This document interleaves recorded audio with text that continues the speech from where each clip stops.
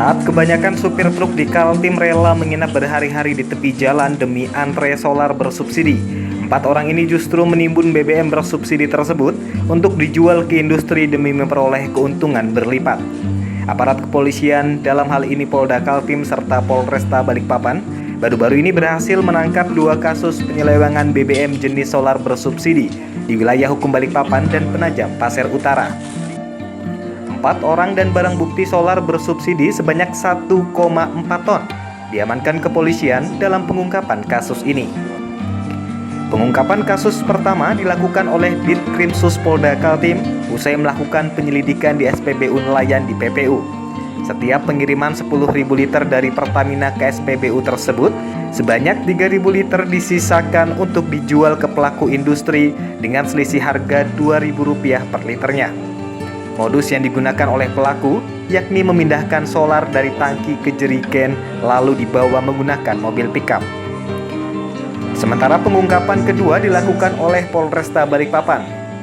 Berawal dari mencurigai sebuah truk yang mengisi solar bersubsidi di SPBU dengan gelagat tidak normal. Ketika ditangkap di kawasan Karangjoang, kecurigaan itu terbukti.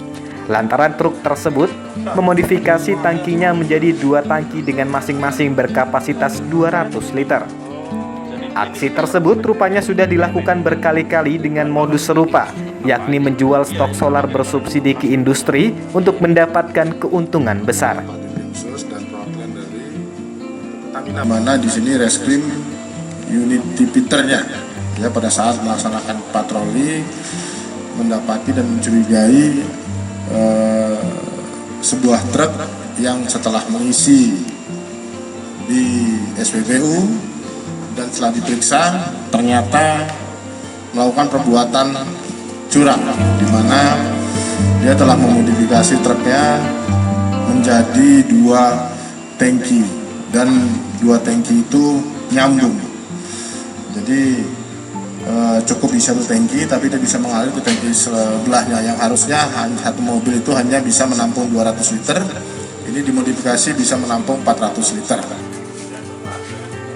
Polda Kaltim dan Polresta Balikpapan memastikan pengungkapan ini bukan jadi yang terakhir.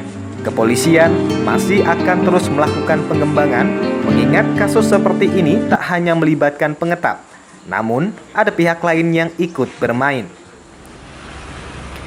Untuk diketahui, di Kalimantan Timur dalam beberapa bulan terakhir terjadi kelangkaan solar bersubsidi secara terus-menerus. Diduga, kelangkaan ini disebabkan dengan maraknya praktik penggelapan solar bersubsidi karena terjadi disparitas harga. Solar bersubsidi dibanderol Rp5.000 per liter, sementara solar industri dipatok Rp17.000 per liternya. Keempat tersangka pun terancam dengan Undang-Undang Migas, di mana ancaman kurungan penjara minimal 5 tahun.